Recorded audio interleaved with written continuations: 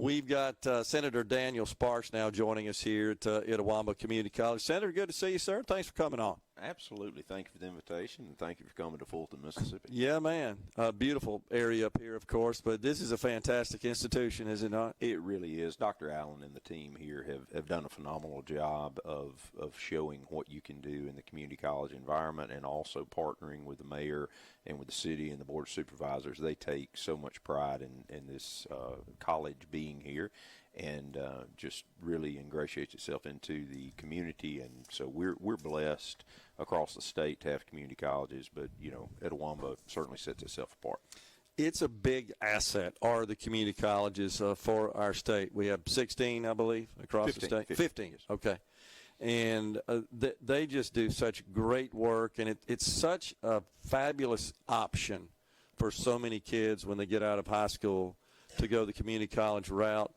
Many of them just need a little additional education, and then they're primed. They're ready to enter the workforce at working jobs that provide substantial pay. It's not like the old days. I mean, there's lots of job opportunities that don't require the traditional 4-year degree that we always thought you had to receive to really pursue higher paying, more professional occupations. But, man, a lot of these jobs that these community colleges prepare these kids for, they're ready to hit the streets running. They make dang good money. They really are, and I know you had Representative Bell on earlier, and one of the key things he's focused on is streamlining our K-12 and IHL in the CTE world. And the reason for that is that you very well may dovetail into a Tupelo or Itawamba County or someone in the jurisdiction of Itawamba Community College, that they have a program, maybe at the Belden Center in Tupelo, that they actually have somebody taking classes as juniors and seniors, that maybe then they add 1 year at community college and they have a really high-paying situation. So they've done a great job partnering with our K-12 institutions. And I will say this, Representative Bell has been a champion for CTE for many, many years, and it is very good to see those things come into fruition. But our community colleges are two big things about them. One is, for a lot of Mississippi is rural. I graduated with 46 people, and I went to community college. It would have been a pretty big step for me to go straight onto an IHL campus. So it was also very much an economic decision, too, because the cost factor is very good. The region here at ICC, and as well as Northeast, over the years, we've had tuition assistance, tuition guarantee for several years. Supervisors, businesses, industry in the area has made sure that if you want to go to community college, you could. Yeah. And so those are the things we're continuing to try to focus on, looking at a CTE, a last dollar scholarship situation from the state. The main thing, looking at your return on investment. And the second thing is they are very nimble. So when we have economic development opportunities, who's our partners? Dr. Courtney Taylor, who does she pick up the phone and call? It is the community college system. So I'm excited to see the work they're doing. And the investments over the last several years, and kind of tip your hat a little bit to the folks who invested in site development grants. Yesterday in Columbus, the big announcement for the new site down there, the mega site. And we've seen that here in North Mississippi, just the assets that we've invested in. Sometimes that's not, news-breaking situations when you allocate funds to long-term investments, whether it's water and sewer. That's why I think the ARPA match program that we put in a couple of years ago is transformational for cities and counties. That's money they didn't have to spend or won't have to spend in the future, that we were able to maximize those dollars from the state that came through the federal government, but for the state to encourage a match program to invest that, because those investments are key. Yeah. Well, you're so right. I think the state has made great strides with respect to workforce development and career technical education, the career coaches, a lot of initiatives, lots of different efforts and programs that have been put in place. And I think those are key to us securing the significant amount of economic development projects that we've seen come into the state, announced in the last couple of years. It is, and one of the key things is they want to know, do you have a trained or trainable workforce? And knowing that we have this partnership now with Accelerate leading the way, it leads into some of the legislation that we passed this year, the one-door policy, which actually Representative Bell and I co-chair. And that is a situation where we want to make sure we're really operating with the best synergy that we can across the state, that we're not operating in silos. If someone comes in and needs assistance at the Department of Employment Security or Rehab Services or the Department of Human Services, that we are taking that individual who's a Mississippian. To start with, that's a citizen of our state, and they're saying, I have a need, whether it's a need in education, it's a need in child care assistance, food assistance. We need to look at that person as a state and say, okay, how can we make your situation better? How can we, as a state, step in and invest in you so that you don't need to rely on the state for benefits, that you actually can go out and provide for your family, that you can go out and make those decisions that come along with raising your earning capacity. I know Steve Massengill, representative, talks about a family member of his that went to industrial maintenance, and he talked about how he went through a community college and how good that's been and the wages that he's making. And that individual will get to make decisions the rest of their life about where they want to live, what they want to do, what kind of car they want to drive. And it's all because they invested in themselves at one of Mississippi's community colleges to raise their lifetime earning capacity. And we just, we need to sell that story because that's what they do. Yeah, and a lot of these graduates, too, Senator Sparks, they stay in our state. That's they get correct. work inside our state. That's important. If Dr. Allen was standing here, and I'll bet you he could tell you exactly the percentage right. of people he pays attention that to that. stay. That's right. And Dr. Ford up at Northeast, I get to represent both of those footprints. They won't throw me out of the building, I don't think, for talking about Northeast. But they do an excellent job working with our community, working with our high schools, but also with our industry partners, because that's big, especially in some of the CTE that we're training for in the future. The equipment is expensive. We may go out and build a building, but that equipment, if I'm training you on old, outdated equipment, then that's not good. So, we want to continue to invest in those things. Accelerate is kind of a clearinghouse now to help make sure we're putting those assets in the right places. And I think it's good. And, of course, the 15 community colleges are strategically placed all over our state. Yeah. So from the east side of the state to the west side of the state and everywhere in between on the Gulf Coast, those opportunities are there. Well, there's no doubt about that we're seeing more collaboration between the community colleges and even our Institute of Higher Learning, the four-year schools as well.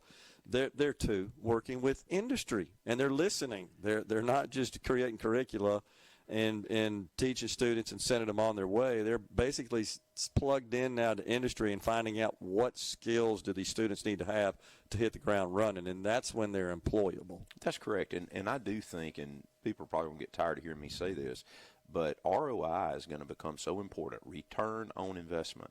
With the federal government, with the cuts at DOGE, with all the different things going on, that's why in this one-door policy, we're talking about synergy. We're not saying some people aren't doing their job well. We're saying, how can we do our job better? How can we be more efficient? How can we use artificial intelligence? How can we use some of this data mining that's out there to make sure that nobody slips through the cracks, that we do a better job? Now, nobody gets more frustrated than me than not getting to talk to a human and being forced to a bot. Yeah. Now, the bots are getting better. Right. But I like to see a human being. So, I mean, the state, we do have employees, and they need to be receiving of our citizenry as they reach out to them. But there's so much work that can be done and benefits that can be had by embracing technology, and it's something that we have to do to keep up. And, again, from a funding standpoint, we're going to tighten the belt in some areas, but I think a conservative is always looking to say, can we tighten the belt even in times of maybe federal funds flowing every direction? That's usually when you get loose. That's usually when you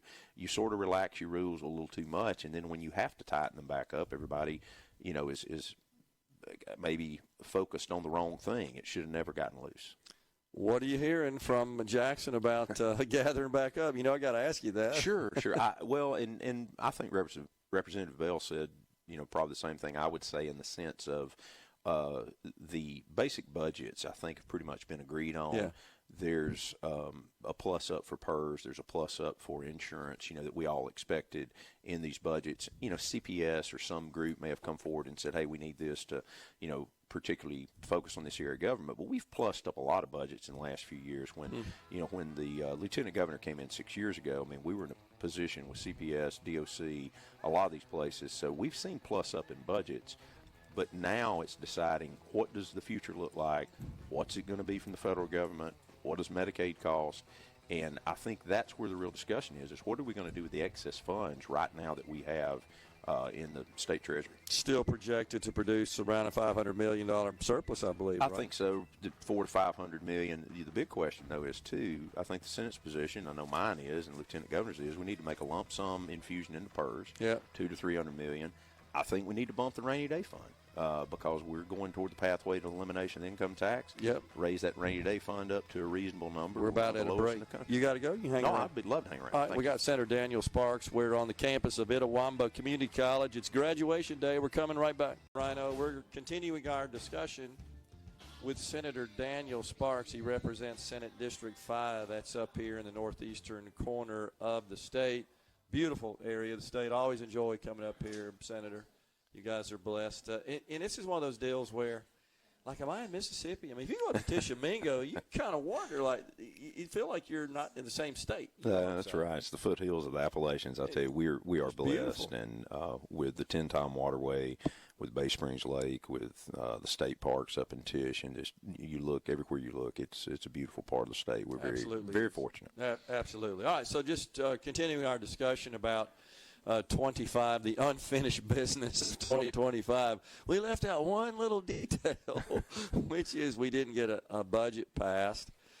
This was an odd session that it felt like, Senator, there was more contention between the sides of the hall than I think I can remember seeing in the past, and much of it stems from the way this tax bill went down. We have to be honest about that. Yeah, and it's unfortunate because I'm going to tell you there are some great folks on both ends of that hall, and many times we even agree on policy.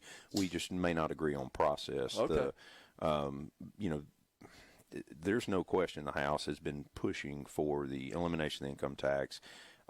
That's fine. That's great. I think that's good policy.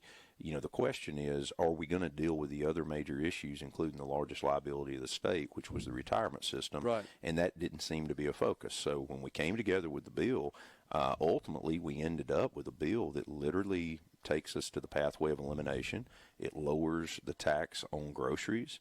It solves partly our funding issues for maintenance of roads and bridges, and it stabilized our retirement system. I don't know how you can't be happy with that bill. So the people that seem to think that we're upset, I'm not upset. I'm very thankful that we were able to pass not one piece of major legislation. It may be one bill, but it really had probably 4 or 5 major pieces that in any one year would be a good bill that's passed. But, the process is we got to run government. And the first thing you got to do is you got to appropriate the dollars. And I'm not going to go too in-depth on that other than there are joint rules that are adopted between the House and Senate that set the deadlines and the schedules for each type of bill. And if we're going to do different than the rules, let's adopt a different set of rules. So we are where we are. It's nothing to be proud of. I'm going to be honest with you. It ought to be embarrassing. Our constituents really don't care who's right or wrong. They just care that you didn't get your job done. So when the governor calls us back, and we've given him the keys to the car, as I continue to tell people, we'll go back when he calls us and we'll get a budget hammered out. The real question is we've got $1 billion in capital expenditure fund, which is our leftover. We've had an excess. We have approximately $450 to $500 million this year if we hit our projections at the end of June. So there's about $1.5 billion, and that is being commented on a lot about what we should do with that money. Well, in my opinion, the first thing that we should do is do a serious cash infusion into PERS, $200 to $300 million. I've been consistent on that. I think the Lieutenant Governor's been consistent on that.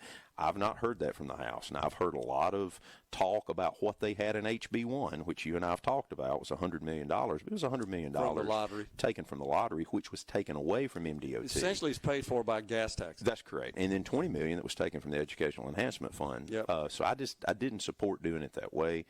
What we've done with the reforms in the legislation is the ORP reform will deliver tens of millions to hundreds of millions of dollars as the years go by. Tier 5 is going to deliver that.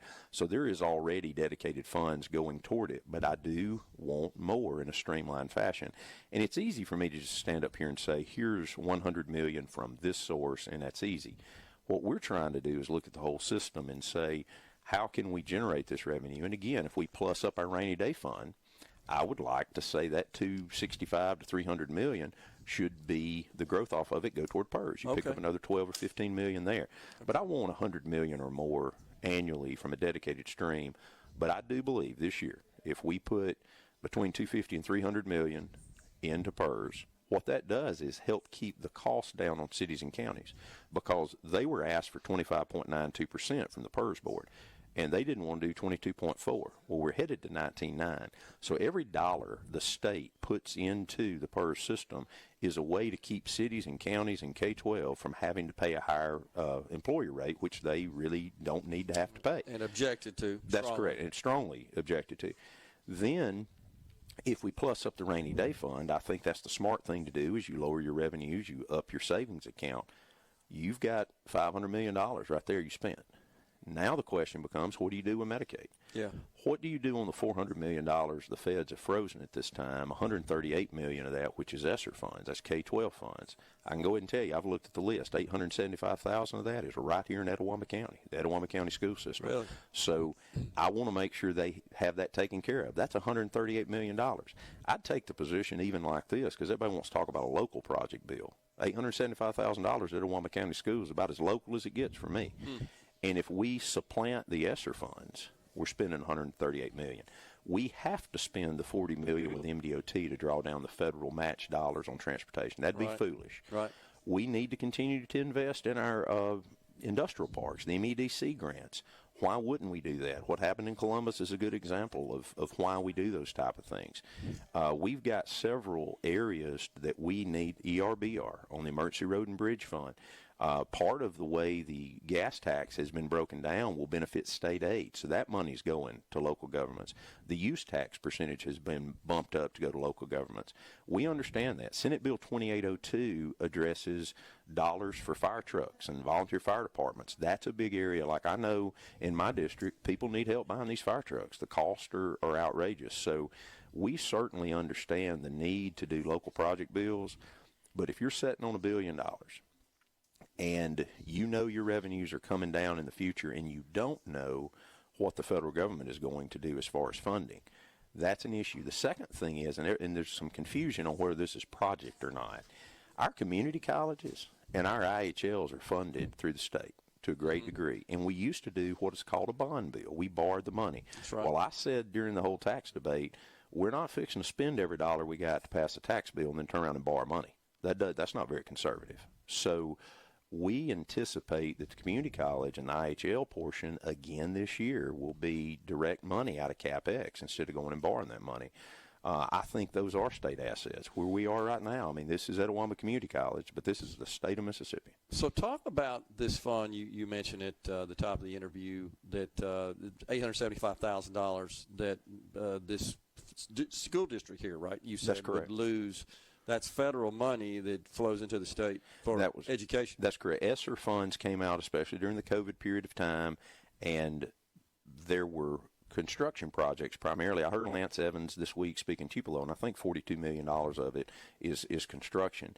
But you may be waiting on your HVAC unit. They're under contract, and that's the thing. These are our school districts who are under contract. You don't want them breaching the contract on a construction issue or something they've ordered. Now, we may not supplant every dollar of that, just like the $214 million at the Department of Health. If the state has to come in and supplant those funds, I can assure you it will be on a case-by-case basis. And there may be some that we say, I wouldn't have funded that with free money. And that happens sometimes. But those ESSER dollars, the Department of Education has withdrawn those funds, and we're in mid-process. And we had already, by the way, been granted an extension. And so the superintendent, Lance Evans, has communicated with Linda McMahon, who's the Department of Education secretary, and has asked for that to be reinstated. Now, if that gets reinstated, that really frees us up. You know, I have no problem if once we come back in January, if we see things clearly, this extra money gets replaced, maybe we have clarity on Medicaid or we have clarity on other things, there's no reason we can't do local projects even in January. Yeah. We'll do too if you want to. I'm all for helping our local units of government, but right now our concern as a state should be that we invest in our state assets, that we make sure that our community colleges, our IHLs are funded, that our MDOT is funded, because everything we do at MDOT primarily is maintenance.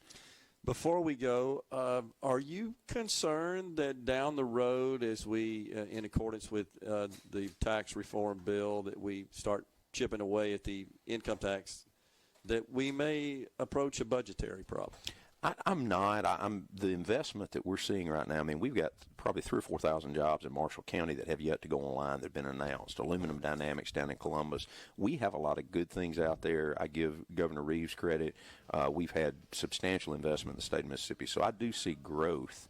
I don't see a budgetary issue because I think we are going to tighten our belt, but there's also a phase-in of the income tax elimination. And if we had a problem, everybody forgets, everybody wants to talk about step 2 of the two-step process. Step 1 is a full rainy day fund. If you do not have a full rainy day fund, so if we've had a really bad budgetary year and the governor has to reach into the rainy day fund to balance some budgets, because we can't borrow money or print money in Mississippi, as you know, we have to run a balanced budget. We're in a position to where that's not going to happen. So I feel confident going forward. Well, the only reason I say that, we only got about 20 seconds left, is we're pretty much putting all our eggs in the sales tax revenue basket. And that we are. We cut to $2.1 billion. Yeah. Senator Daniel Sparks has been our guest here.